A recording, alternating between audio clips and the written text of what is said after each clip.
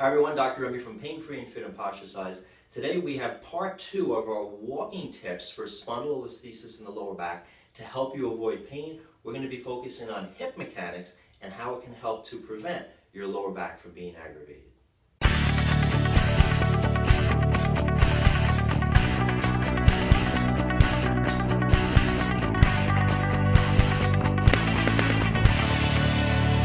Hi everyone, and welcome back to our part 2 of walking with lower back spondylolisthesis pain and how to reduce pain while walking and the stresses that go into our lower back. You know, walking is the second most common activity we all do during the day. After breathing, we're always taking steps. So learning how to walk correctly through the day, there's between 5,000 and 10,000 steps a day most of us take. That's quite a repetitive stress going into your lower back if you're doing it wrong. And using the hips, which we're going to talk about here in part 2 of our series on spondylolisthesis and lower back pain with walking, hip mechanics is an essential aspect to reduce those soft tissue stresses that go into your lower back. We want to think about a couple of different things when we're walking in terms of our hips. Number one, most people with spondylolisthesis pain have a tendency to have tight hip flexor muscles. And that's related to anterior pelvic tilt postures, where the tailbone is higher than the pubic bone. In normal posture, they should be level. As a result of this, the hip flexors on the front of the hip and the thigh become tight, and the extensors, the glutes or buttock muscles, become actually weak. As a result of this, every time we take a step, if we're not thinking about proper hip mechanics, that's going to make this asymmetrical imbalance greater in the body. We're going to be using more hip flexors and extensors with each step, and you're actually driving the forces that cause lower back stress to be greater and greater through habitual practice on your daily walks, even walking around the house. So one of the first things we want to think about is engaging the glutes and making sure the hip is centered in its joint. The leg bone, when the hip flexors are overactive, has a tendency to slide forward.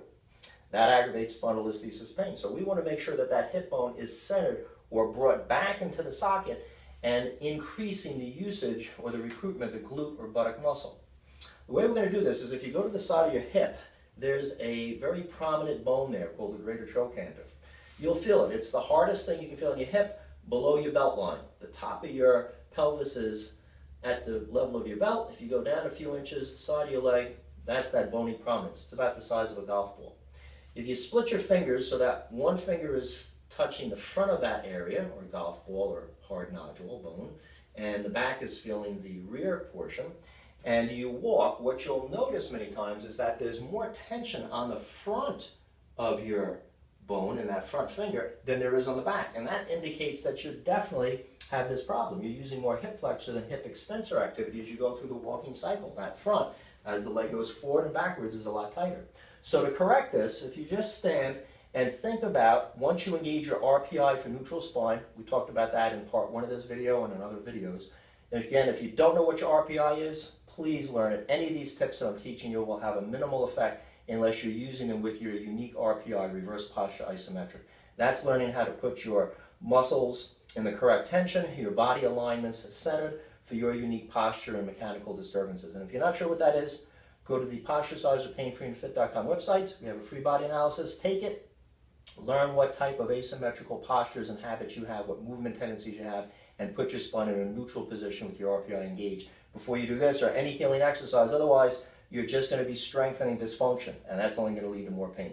So with that in mind, we have our RPI already engaged. We're going to focus on using the glute now. Splitting your fingers again, so one is in front of that hard ball on the side of your hip and one is on the back.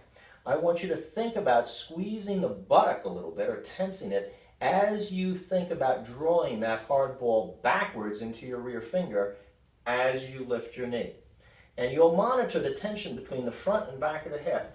And this little exercise, as you raise your heel upwards, which is like taking a step forward but not actually moving the thigh as much, will allow you to practice and begin to recruit that buttock muscle by squeezing it. You'll feel more tension in the back finger, or equal tension on the back finger, as you do on the front finger. It's okay if they're equal from front to back, but ideally we actually want to train ourselves to have a little more tension in the back when we're dealing with spondylolisthesis and anterior pelvic tilt and hip flexor dominant patterns. So once you get that down, we're going to use that in our walk. Every time you take a step, we're going to slide by using buttock tension. That leg that's about to step forward, slide the hip bone backwards. Your buttock will already be tight. You're going to maintain that tightness to squeeze the butt and drive the leg behind you as you take your step. Now here's a key problem. Many people with spondylolisthesis, as that leg goes behind, there's a tendency to overarch the back. Make sure you hold your tailbone tucked under, pubic bone up, correcting that anterior pelvic tilt, and abdominal tension. Emphasize that as the foot hits and it drives backwards. Another problem with spondylolisthesis pain is hip hiking. As we're walking, the hip has a tendency to slide upwards or move out to the side. This creates compression on that side, aggravating our facet joints, our discs, and other soft tissues with spondylolisthesis pain. So as you step and bear weight on that foot, you want to make sure you're pushing the hip down and keeping the rib up so you're tall on that side and keeping the hip in, not out away. You want to keep it in towards that non-weight bearing side. That'll help reduce the stress on your sacroiliac joint also, which is another key component for a lot of people with spondylolisthesis pain. The SI joint becomes sheared and aggravated when we hip hike. Last point we're going to talk about in terms of hip mechanics is what's going on with the placement of your foot and your hip adductor muscles.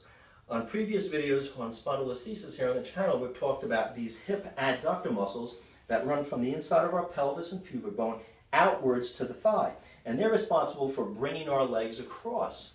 Many people with spondylolisthesis pain have short hip adductor muscles.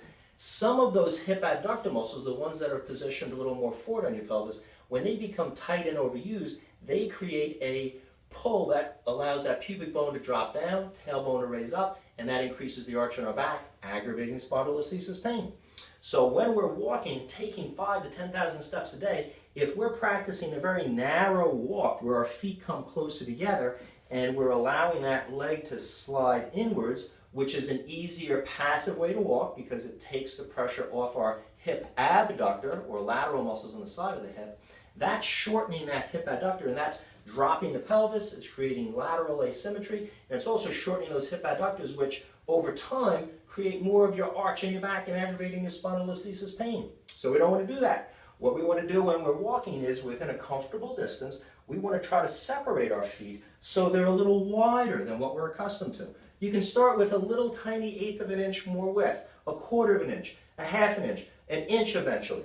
Ideally, you want to walk so that the center of your thigh, between the inner and outer aspects of your thigh and between your groin and knee, that center is directly above the center of your knee and foot. That would be a proper tracking width while we walk. When we do that, that takes stress off the adductor muscles, and we can accentuate that by using the hip and the buttock. As I take a step, as I'm pushing backwards and squeezing the buttock, I now also want to push back and out with the foot slightly.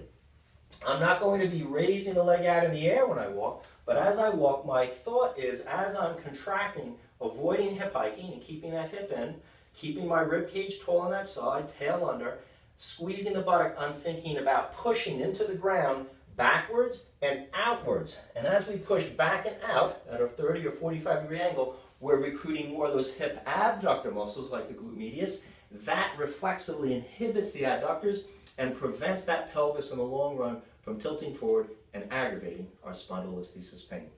If you like this video on walking and hip mechanics for spondylolisthesis pain, feel free to subscribe to our channel. We got a lot of great videos on spondylolisthesis in terms of home exercises and mechanics and therapeutic self-measures you can take to reduce your pain. If you'd like to help me share this valuable information with others with spondylolisthesis, give me a thumbs up below. Let's get more people out there feeling better. Questions or comments, write in. I'll do my best as always to answer them. And if you're looking for a great program to learn, a home exercise program to help with your spondylolisthesis pain that takes into account your unique posture and movement habits, assesses all these biomechanical things we're talking about, gives you the stretches, balancing, coordination exercises to wake up the muscles that you need to support your spondylolisthesis pain, and gives you a core strengthening program for your whole body to reduce the stresses that go into your spondylolisthesis. Look for our Fast Track Spondylolisthesis Healing Program available at the painfreeandfit.com website. I hope this video on hip mechanics and spondylolisthesis pain helps you with your chronic lower back issues.